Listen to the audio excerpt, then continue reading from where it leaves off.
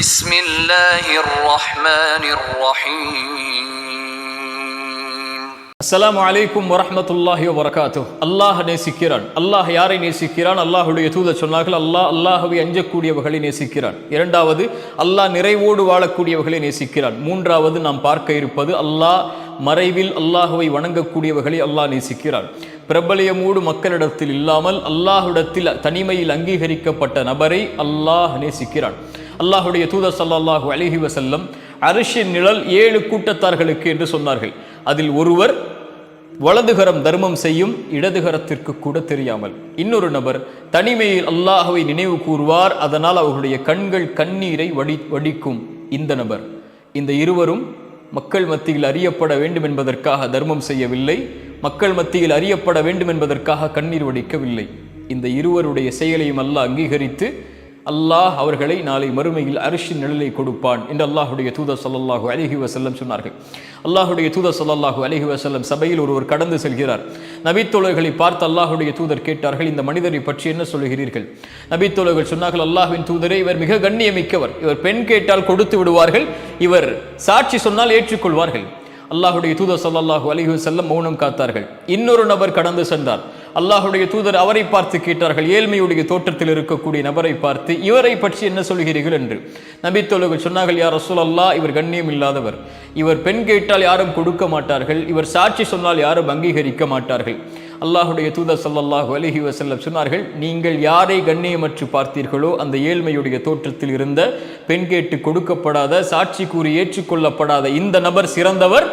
நீங்கள் கண்ணியமோடு பார்த்த அந்த நபர் உலகமெல்லாம் நிரம்பி இருந்தாலும் சரி.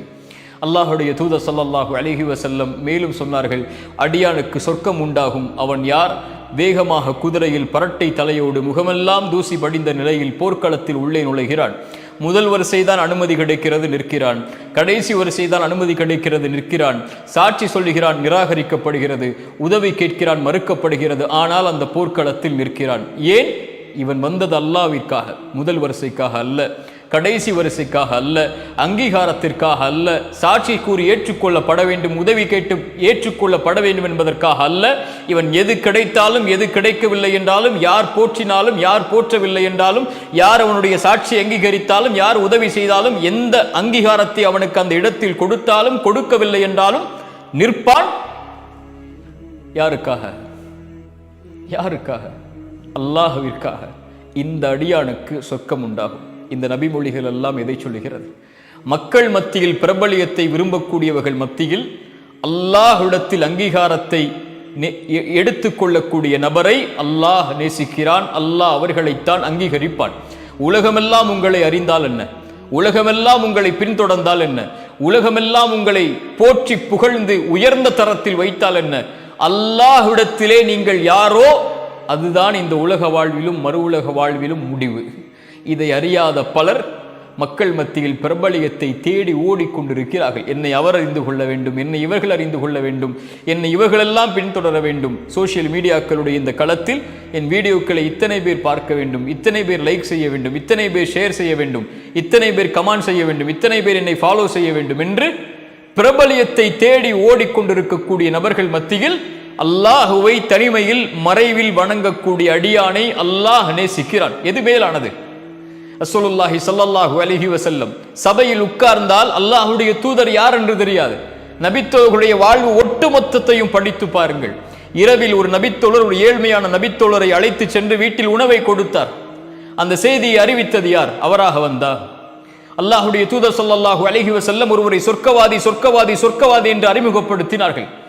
ஏன் அவரை சொர்க்கவாதி என்று சொன்னார்கள்? நபித்தோழர்களுக்கு முன்னால் அவர் அப்படி வாழ்ந்து காட்டினாரா? மறைவில் அவர் உள்ளத்தில் ஒரு செயலை நினைத்தார், யாருக்கும் என் உள்ளத்தில் கெடுதல் இல்லை, யாரை பற்றிய தவறான எண்ணமும் இல்லை என்ற செயலை உள்ளத்தில் வைத்திருந்தார். அல்லாஹ் அங்கீகரித்தான், நபிக்கு அறிவித்தான். குர்ஆனுடைய ஹதீஸுடைய செய்திகளை எடுத்து பாருங்கள். அல்லாஹ் ஒரு நாய்க்கு தண்ணீர் கொடுத்த நபரை ஹதீஸில் வைத்திருக்கிறான். ஒரு முள்ளை அகற்றிய நபரை அல்லாஹ் ஹதீஸில் வைத்திருக்கிறான். அல்லாஹ் ஒரு மரத்தை பாதைக்கு இடையூறு தருவதற்காக வைத்திருந்த மரத்தை வெட்டி வீசியவரை அல்லாஹ் ஹதீஸில் வைத்திருக்கிறான்.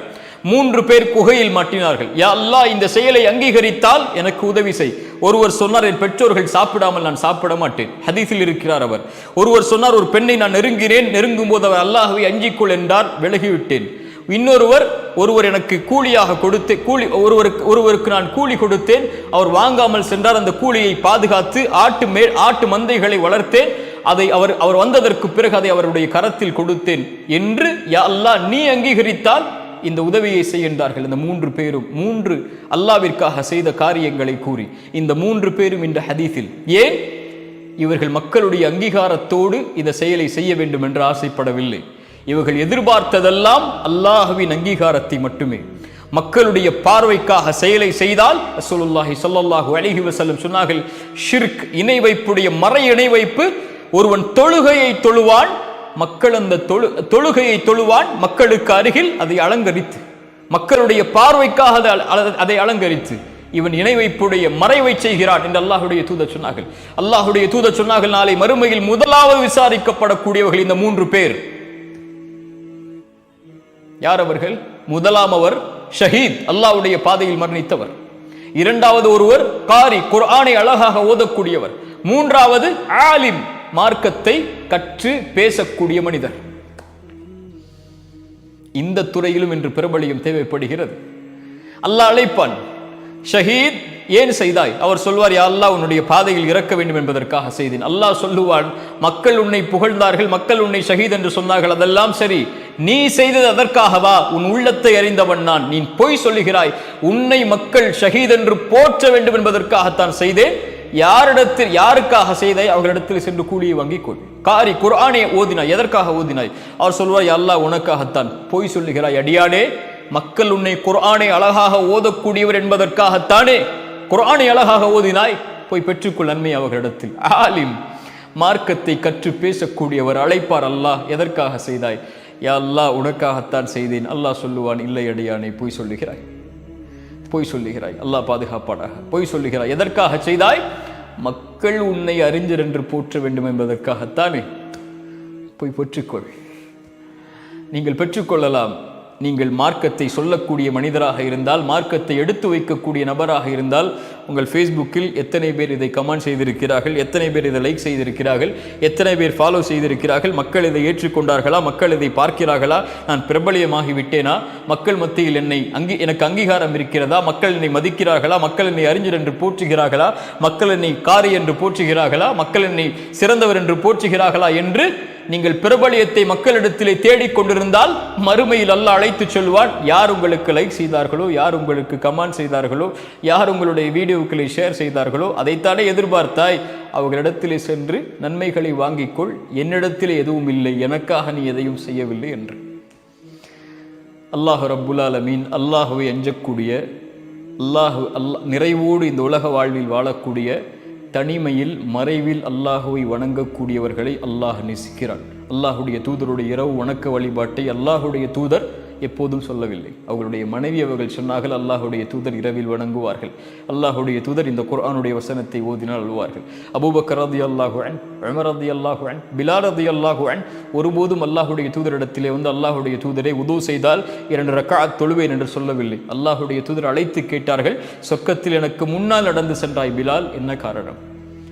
அஹ்மத் பின் ஹம்பல் பள்ளிவாசலில் இரவில் தூங்குவதற்காக செல்லுகிறார்கள், அடித்து விரட்டப்படுகிறார். நான் இமாம் அஹ்மத் என்று அவர்கள் சொல்லவில்லை, நான் மிகப்பெரிய இமாம் என்று அவர்கள் சொல்லவில்லை.